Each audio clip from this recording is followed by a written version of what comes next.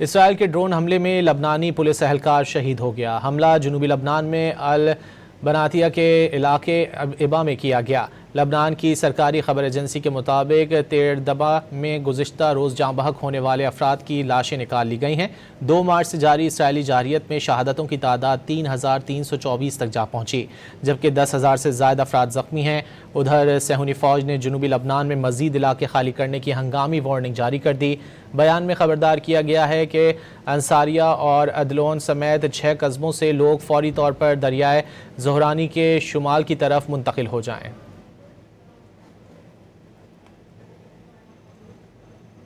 اسرائیل کے ڈرون حملے میں لبنانی پولیس اہلکار شہید ہو گیا۔ حملہ جنوبی لبنان میں البناتیہ کے علاقے ابا میں کیا گیا۔ لبنان کی سرکاری خبر ایجنسی کے مطابق تیردبا میں گزشتہ روز جاں بحق ہونے والے افراد کی لاشیں نکال لی گئی ہیں۔ 2 مارچ سے جاری اسرائیلی جارحیت میں شہادتوں کی تعداد 3324 تک جا پہنچی، جبکہ 10,000 سے زائد افراد زخمی ہیں۔ ادھر صہیونی فوج نے جنوبی لبنان میں مزید علاقے خالی کرنے کی ہنگامی وارننگ جاری کر دی۔ بیان میں خبردار کیا گیا ہے کہ انصاریہ اور عدلون سمیت 6 قصبوں سے لوگ فوری طور پر دریائے زہرانی کے شمال کی طرف منتقل ہو جائیں۔